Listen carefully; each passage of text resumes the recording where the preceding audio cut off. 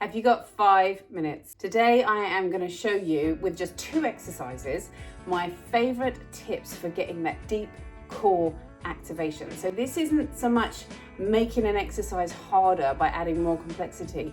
This is going deep into what we really want to feel, those little tricks that I use when I'm teaching to really help you feel your core strength. So we are going to start down on the mat in our setup for the 100.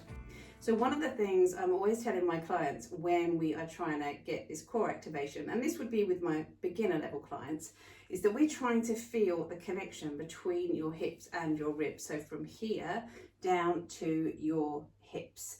So I want you to feel, just let your knees lift off the floor now as if you're about to start setting up for 100. And I want you to think about, first of all, closing that gap, just allowing those ribs to drift down towards your hips, and at the same time you're gently drawing your hips up to your ribs. That keeps the connection, but that's kind of our outer layer of the onion. So let's add another layer. I want you to think now about this bottom rib at the back. Can you let them creep down to the floor without hooking your pelvis under? So we're allowing your bottom rib to gently drop down. Now if you feel your shoulders are starting to pull off the floor, you may want to just pop something under your head so that you can really get this connection, this sense of a deep V going down your back. So that's another layer. Now let us think about what's going on through the back of the pelvis, because we really want to feel this connection from the front. So I want you to imagine now your pelvis is like a bowl. And if you were laying down on sand, you're trying to make the bowl deeper. Again, gently pressing the pelvis down, but without moving the rest. So you've still got this connection here, you've still got that deep V here, and then I want you to gently draw your tummy away from the waistband of your leggings.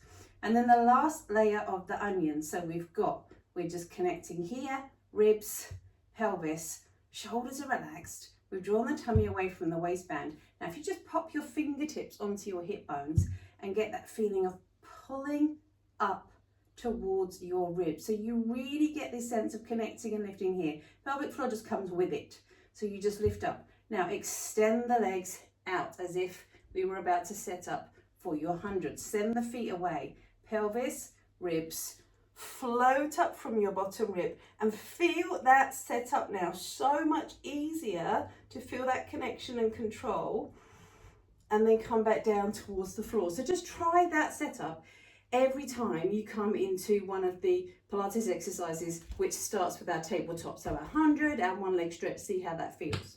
So the next thing I'm going to do is take you over onto your hands and knees. Now I've done quite a lot of mini workshops about this, because I always stress to my participants that in order to really feel this activation through your tummy, you need to tell your back to work. So your back communicates with your tummy muscles, and that's what's going to get that deep core activation. So if you're on your hands and knees and just gently bring your hand to your bottom rib, press your rib to your hand, but we're not scooping.